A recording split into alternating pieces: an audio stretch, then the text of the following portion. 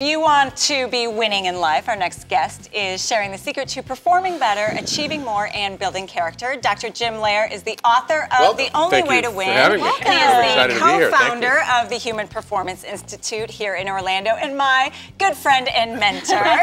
You're well connected. Quite the introduction. I bring all my friends. I bring all my friends. So, Jim, you have worked with a slew of professional athletes and business executives, and what you really do is work on building character. And that is one of the things that I really admire about you. How do you work with building character to then help them to figure out how to translate that into winning? You know, it's an interesting thing. For over 2 decades, we've been trying to find ways to get people to perform at these extraordinary levels. So we've worked with 60 number ones in the world. And one of the things that's... Number ones of what? In all sports. All sports. In all Tennis, sports. golf. All kinds of competitive events. Olympians and so forth.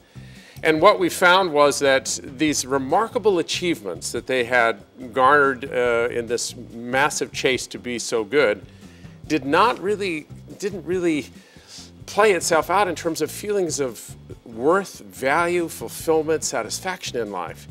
And in fact, they were only as good as their last performance. If they performed at this level, they'd have to perform at that or a better level. And we began to wonder, what does create a sense of satisfaction and fulfillment in human beings? And what is it? And what we began to look at was, we started asking them, what is it that you want to stand for at the end of your life? When you put a tombstone there, what do you want that inscription to read? That really, that you were a person of value here. And it always went back to the same thing. It went back to this notion that you contributed to someone else's happiness. Right. You made a contribution to something beyond your own self-interest. And so what we learned was that achievement is all about you. Chasing something for your own, value and enhancement, that's great, but your sense of fulfillment and happiness in life comes from reaching out and extending your energy, your life to people beyond your own self-interest. That is where fulfillment comes from. So what we did was fulfillment and the sense of self, when you start to give it away, takes us into the sense of virtue, into character. What do you mean by giving it away? When you give your energy to something bigger than yourself, to a cause and a purpose bigger than yourself, it takes us into the space of character, to the space of virtue. How do you define character? So character is who you really are, but there are different kinds of character. One's performance character that helps you perform and achieve great things in life. And then there's what we call moral and ethical character, and that defines your relationship to other people. And the gold standard of how you live a fulfilling life is your connection to others. And you talk about bracketed morality a lot in your book. What does that mean, and how does that tie in? Well, so often in life we build this sense that we're going into a competitive arena here. I don't really need to be this good person. I'm going to really set some boundaries, and I can do whatever I want because this is bracketed. This is outside the boundaries of normal life. So that happens in business, it happens in sport, happens in lots of arena.